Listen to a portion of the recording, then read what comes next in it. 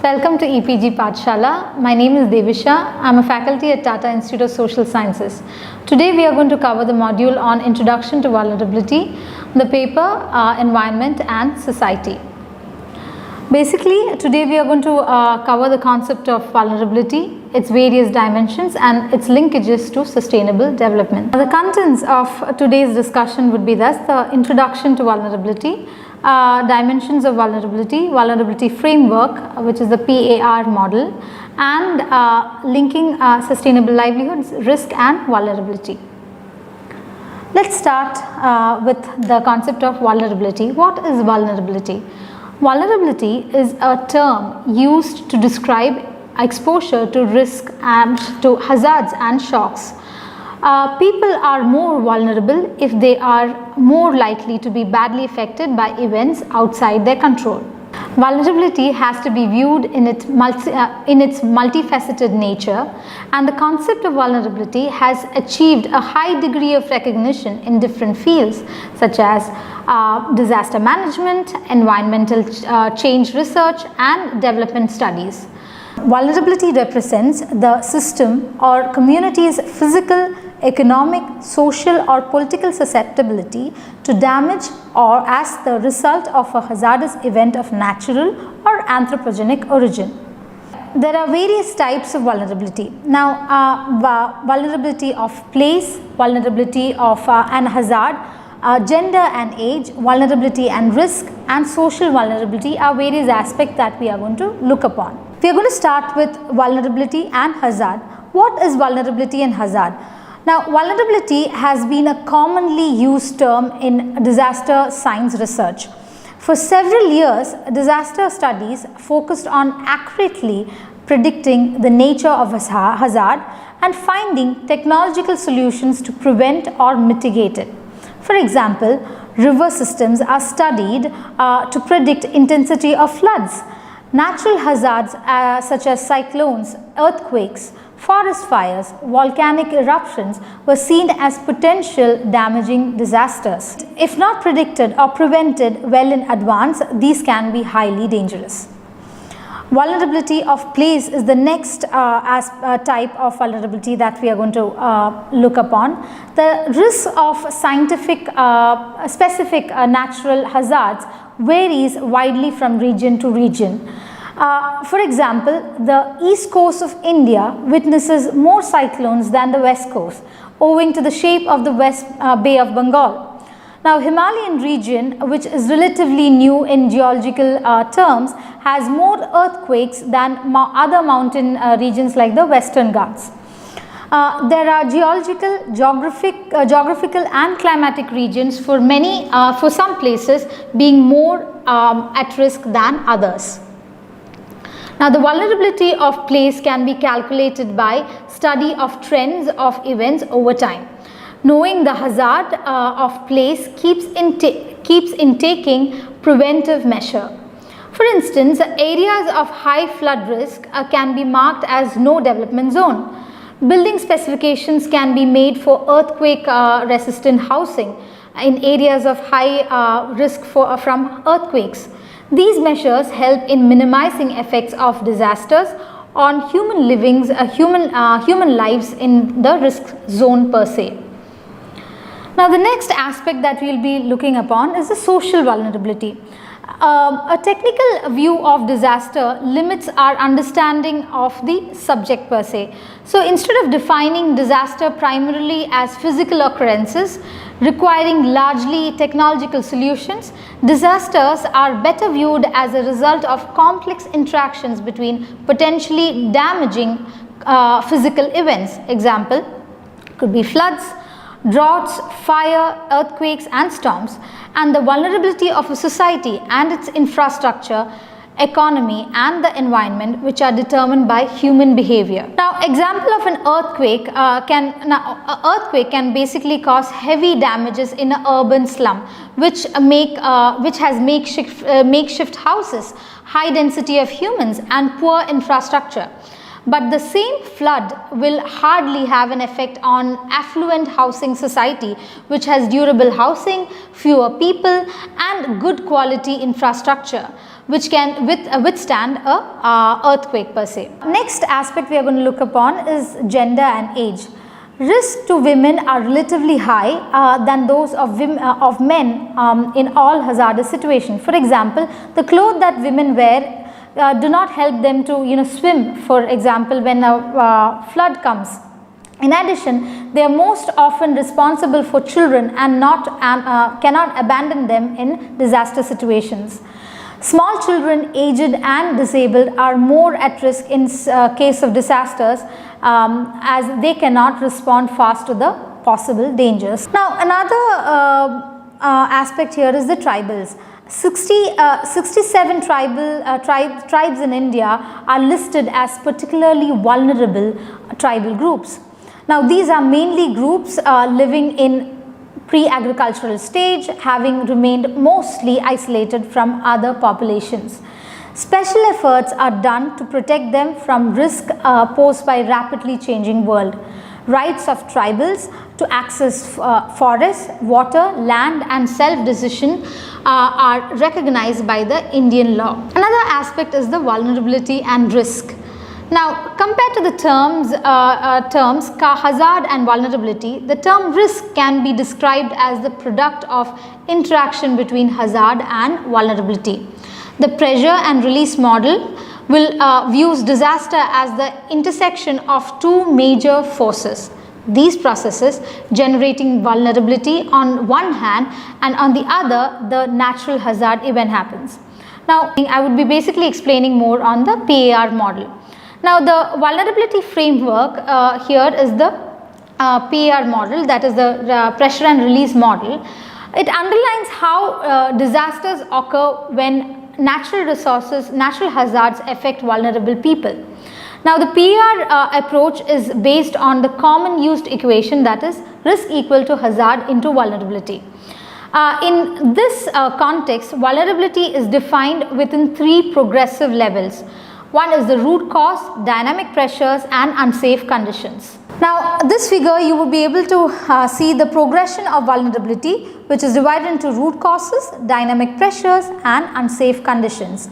This leads along with this, when a hazard strikes, it basically creates a risky situation for the poor. First, we would be looking at the first box, which is the root causes.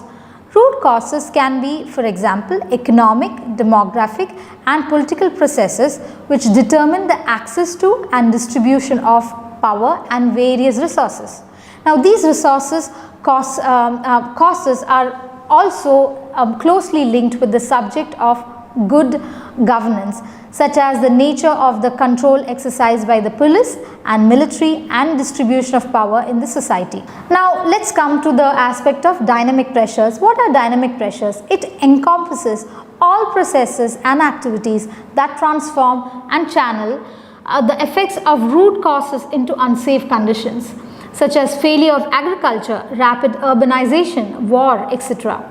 Now, failure of agriculture or lack of employment, opportunities, changing economy, ethnic conflicts are some examples of dynamic pressures which affect populations in rural India, and many are forced to migrate for basic needs of survival. Now, if one carefully studies the trends, it is clear that people who are already poor have no economic or political support due to lower social positions and are mostly affected by these pressures.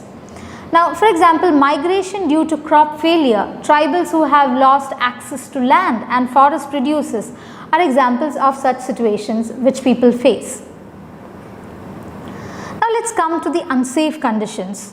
Root causes, dynamic pressures and now the unsafe conditions. What are the unsafe conditions? Now, root causes implying dynamic pressures lead to unsafe conditions for the poor households, which is the third column in the PAR model frame.